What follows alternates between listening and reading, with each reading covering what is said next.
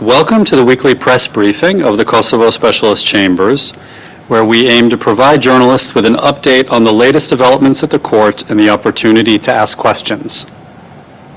On the 9th of March, the Supreme Court panel, consisting of Judges Ekaterina Trendafilova presiding, Christine Vanden Weingart, and Daniel Franson, rejected Piotr Szala's request for protection of legality in its entirety. The request alleged several violations concerning the appeal judgment issued in July 2025. The panel dismissed all the grounds raised by the defense, finding no violation of Mr. Szala's fair trial rights, the criminal law, or the procedures, and declaring certain grounds inadmissible. Among other submissions, Mr. Szala claimed that the 24-year delay between the events and his trial made the right to a fair trial very difficult.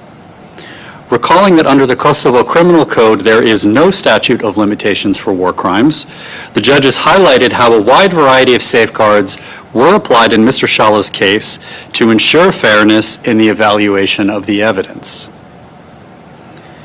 As a reminder, in July 2024, the trial panel found Mr. Szala guilty of the war crimes of arbitrary detention, torture, and murder. Mr. Szala appealed the trial judgment, and in its July 2025 judgment, the appeals panel affirmed Mr. Szala's convictions, but the panel reduced his overall sentence from 18 to 13 years of imprisonment, with credit for time served.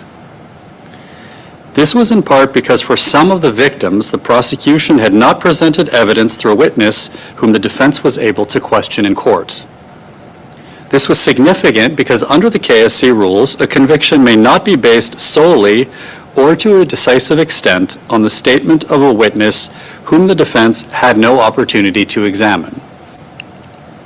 Similarly, the appeals panel took into account the sentencing ranges applicable at the time of the crimes committed in Kosovo and a variety of other factors, and concluded that 13 years was a more appropriate sentence in this case.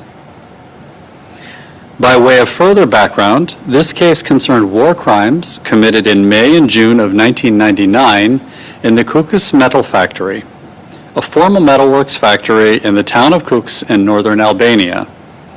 Throughout this time, the factory served as a headquarters for the Kosovo Liberation Army in Kukës and was used for a variety of purposes, including recruitment, mobilization, and logistics.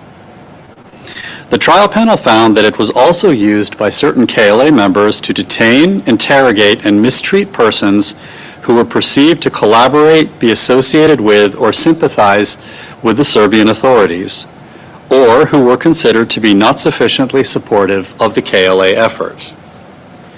The victims were predominantly Kosovo Albanians. The trial panel found that detainees were held in inhumane and degrading conditions, subjected to harsh interrogations, and forced to provide statements and confessions. According to the trial judgment, they were psychologically and physically mistreated, and the brutal mistreatment left the detainees with long-lasting physical and mental injuries. The trial panel found that one detainee was shot by a KLA member after having been also severely mistreated by a group of KLA members. He died from the consequences of the gunshot wounds combined with the denial of appropriate medical treatment. In May and June of 1999, Mr. Szala was a member of the KLA. The trial panel found that he was physically present at the metal factory on several occasions and participated, together with other KLA members, in the interrogation and brutal mistreatment of several detainees. He also participated in the brutal mistreatment of the detainee who died after being shot. The trial panel awarded reparations to 8 victims participating in the proceedings and ordered Mr. Szala to pay a sum of 208,000 euros as compensation for the physical, mental, and material harm suffered by the victims.